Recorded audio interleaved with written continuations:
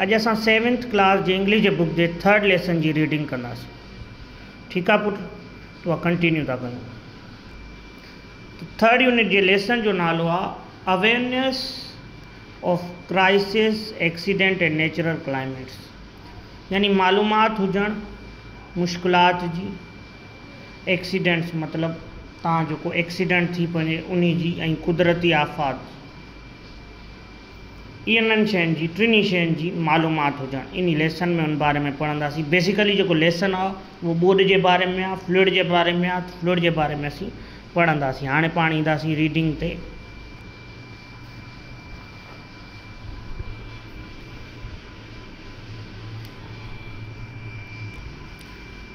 Leading में कुछ हितां खां स्टार्ट आहे। Learning two live in a critical situation, मुख़्तलिफ़ हालात में माण्हू कीअं रही थो सघे। सॼो टोटल लेसन बोर्ड ते आहे। हिकिड़ो छोकिरो आहे जंहिंजी माउ बोर्ड में गुज़ारे वेंदी आहे, कैंप में हलियो वेंदो आहे, उन बारे में इहो सॼो लेसन आहे। Slowly Zubair began to wake up, आहिस्ता सां Zubair उथियो। He was very very tired, हू ॾाढो ॾाढो ॾाढो थकल हो। ही ओपनड हिज आइज़ एंड लुक्ड अराउंड, हुन पंहिंजूं अखियूं खोलियूं ऐं हेॾां होॾां ॾिसणु लॻो। ही could she was muddy water, हू सिर्फ़ु ॾिसे पियो त हुते सिर्फ़ु हिकिड़ो छा आहे, मिटी जो पाणी आहे।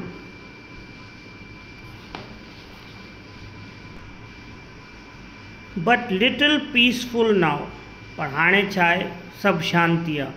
All night he had gushing widely, it had been gushing widely, सॼी राति इहो पाणी तेज़ी सां पियो वहे। Destroying everything that come in its वे, हर शइ खे भञे पियो छॾे। Destroying everything that come in its वे, हर शइ खे भञी पियो छॾे जेका बि उनजे रस्ते में अची बि।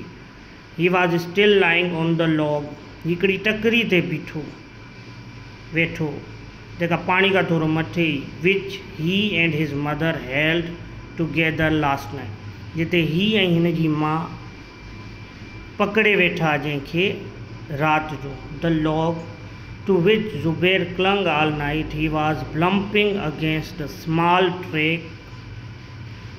जंहिं टकरी सां ज़ुबैर सॼी राति चिपकियो पियो ऐं हेॾां होॾां पाणी पियो अचे, जिते पाण खे बचाइण जी कोशिशि पियो करे उन स्मॉल ट्रेक ऑफ लैंड ते, यानी हू टुकड़ो लैंड जो जेको थोरो मथे हो पाणी खां। ज़ुबैर स्ट्रेच हिज नम limb and वेडेड of the trek of the land, Zubair पंहिंजा साह बंदि करे हुते पाण खे ॾाढो ज़ोर सां पकड़े स्ट्रेच करे वेठो। ही वॉज एग्ज़ॉस्टेड, हू ॾाढो परेशान हो।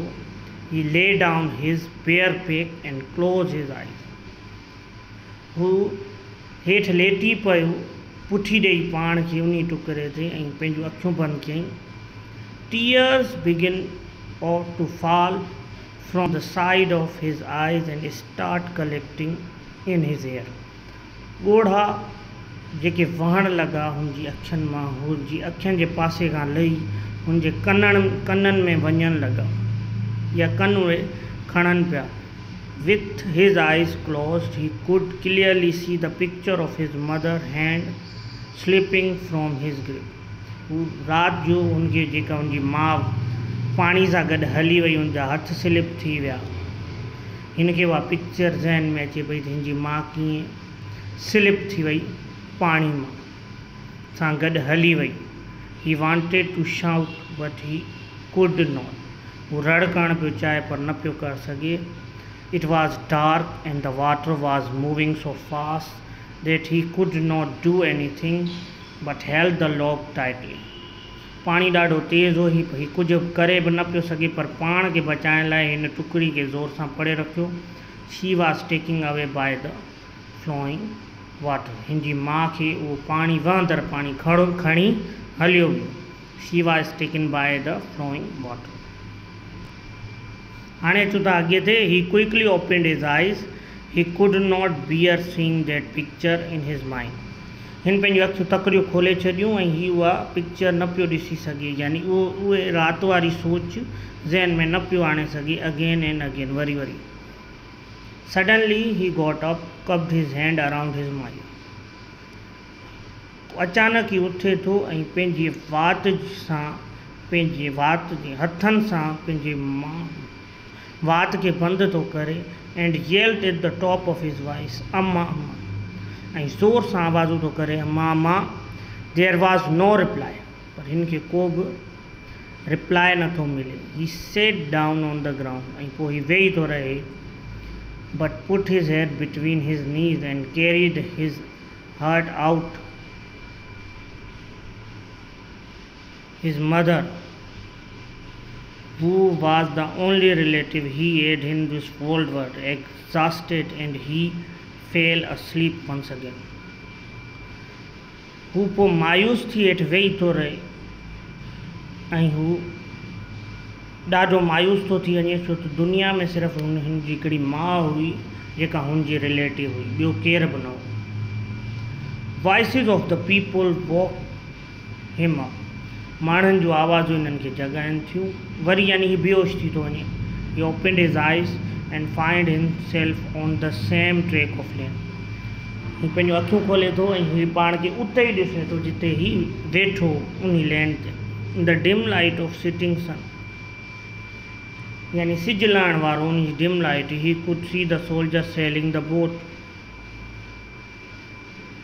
On the somewhat still water. ही ॾिसे थो त कुझु फ़ौजी अचनि था ऐं हिन खे कश्ती में विहारनि था। दे वर कमिंग टूवर्ड्स हिम, यानी कश्ती ॾिसे थो जंहिंमें फ़ौजी अचनि था ऐं उहे हिन जी तरफ़ अचनि पिया।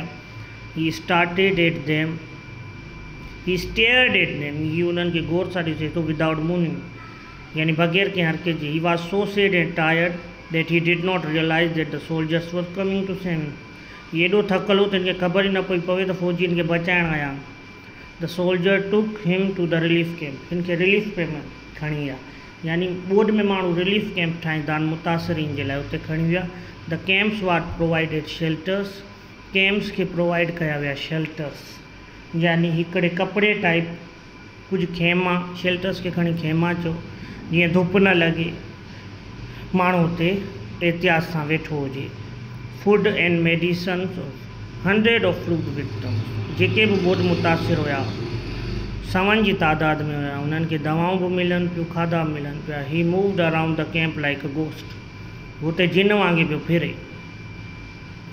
ठीकु आहे पुटु। हिज हेड वॉज फुल ऑफ क्वेश्चन, हिन जे दिमाग़ में काफ़ी सारा सवाल हुया। Why do they let this happen every year, हर साल इहा ॿोॾ छो थी अचे। Why don't they have plan? Can we do something ourselves to save other young boys from the becoming orphan? छा असां कुझु करे सघूं था त मूं वांगुरु ॿिया ॿार ईअं यतीम न थियनि।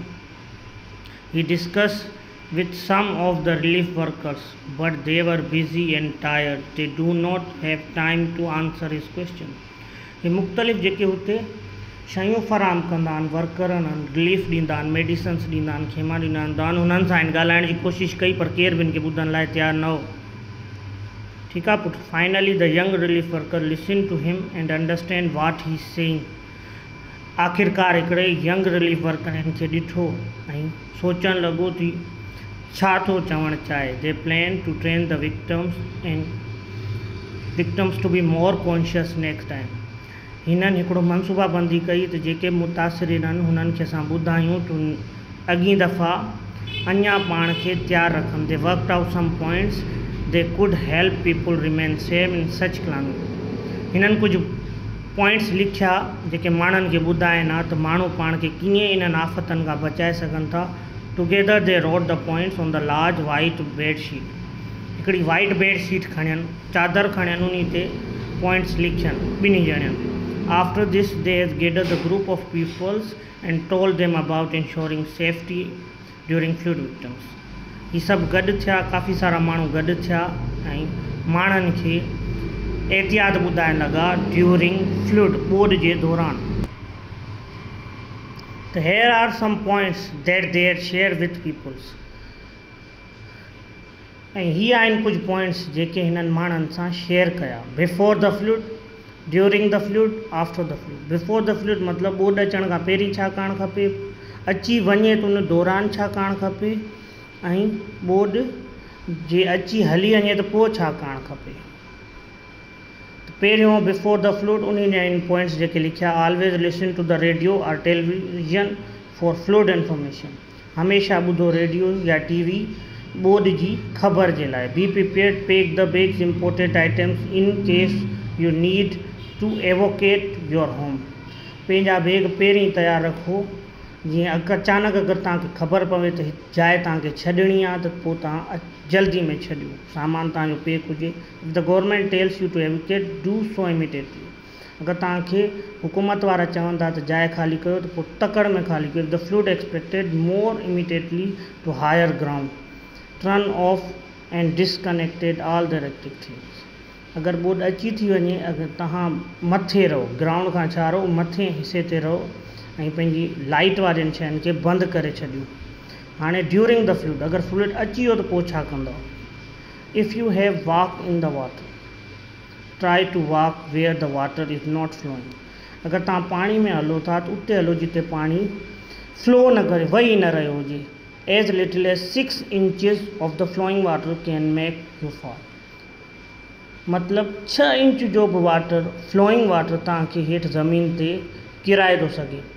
Use the stick to check the firmness of the ground in front of you. डंडी यूज़ कयो जीअं तव्हांखे खॾनि ऐं गटरनि जी ख़बर पवे। Hold the hands of the childrens and old peoples, weak peoples with walking in the water. ॿारनि जा हथ पकड़ो, पोड़नि जा हथ पकड़ो, या जेके कमज़ोर माण्हू आहिनि उन्हनि जा हथ पकड़ो जेॾीमहिल तव्हां पाणी में हली रहिया हुजो। Only carry the most important things when U living your house during the flood. तमामु ज़रूरी शइ खणो, खाम खा का वधीक शइ पाण सां गॾु न खणो। Do not touch electrical things if you wet or standing in water. कंहिं बि इलेक्ट्रिकल शइ खे टच न कयो अगरि तव्हां पाणी में बीठा आहियो उन दौरान। हाणे अचे थो आफ्टर द फ्लड, ॿोॾ खां पोइ। Return to home only when you told that it's safe. हाणे ॿोॾ अची हली वई, हा तव्हांखे घर तॾहिं वञिणो आहे जॾहिं तव्हांखे चयो वञे त हाणे घर वञो। Wash and clean everything in your house. पंहिंजे घर जी हर शइ खे साफ़ु कयो। Drink water that is safe to drink. हाणे ॿोॾ जे करे पाणी ख़राबु थी वेंदो आहे, जर ख़राबु थी वेंदो आहे, त उहो ई पाणी इस्तेमालु कयो जेको तव्हांजी सिहत जे लाइ भलो आहे। Stay away from falling electrical lines, report them to power companies. जेके बि तारूं किरी पयूं आहिनि उन खां परे रहो ऐं यानी वापदा वारनि खे या कंहिंखे बि पावर कंपनीज़ खे ॿुधायो त बाबा तारूं किरी पियूं आहिनि। अवॉइड बाथिंग और walking in a flood water. उन में तड़ करणु ऐं उन में वॉक करण खां परहेज़ कयो। इहे सभु शयूं ॿुधाइण खां पोइ at night Zubair spread and हिज क्वाइटेड मैट्रेस ऑन द फ्लोर। सभु शयूं ॿुधाइण खां पोइ ज़ुबैर जॾहिं पंहिंजे मैट्रेस ते सुतो पियो ज़मीन ते, lay down on it, he close his eyes expecting the nightmare of his mother drowning, but this did not happen. हिन पंहिंजूं अखियूं बंदि ड्रिज मां न पियो करे त मतां वरी साॻियो राति वारो ख्वाबु अचे जंहिंमें हुनजी माउ ॿुॾी वई, पर ईअं न थियो। इन हिज ड्रीम ही सा हिज मदर। हिन पंहिंजे ख्वाब में पंहिंजी माउ खे ॾिठो, but she was wearing a pure white salwar suit. हिन पंहिंजी माउ खे ॾिठो पर हिकिड़े अच्छे जोड़े में। She had covered with the wild hair with a fine and white muslin dupatta. Muslin न आहे, हिन जा अच्छा हेयर हिकिड़े मुस्लिम यानी पोती सां ढकियल हुया। Her long dupatta flew behind her and he is trying to reach the sky. हुनजो जेको इहो पोती हुई हू मथे आसमान ताईं वञी रही हुई। हर आइज़ वार गिटेड लाइक डायमंड। हुनजूं अखियूं चमकी रहियूं हुयूं डायमंड वांगुरु। एंड हर wrinkles free skin glow in the फेंट लाइट। ऐं हुनजी विंकल्स यानी झुरियूं न हुयूं, उन खां फ्री हुई उहा स्किन, उहा लाइट वांगुरु चमके पई खल। She looked at him smiling sweetly. हिन पंहिंजे पुट खे ॾिठो ऐं ॾाढो मुस्कुरायो। And said you did the great job. तूं ॾाढो सुठो कमु कयो आहे। Keep it up, God helps those who help themselves. अलाह उन्हनि जी मदद कंदो आहे जेके पंहिंजी मदद पार कंदा आहिनि। When he woke up in the morning he was feeling very fresh and energetic. ऐं पोइ जॾहिं हू सुबुह उथियो त हू ॾाढो ख़ुशि हो ऐं पाण खे ॾाढो तवाना महसूसु पियो करे। ठीकु आहे पुटु, हीअ 3 लेसन जी बि रीडिंग थी वई। मज़ीद हिन जूं एक्सरसाइज़ूं बि अॻिते कंदासीं। पंहिंजो ख़्यालु रखिजो। अल्लाह हाफ़िज़।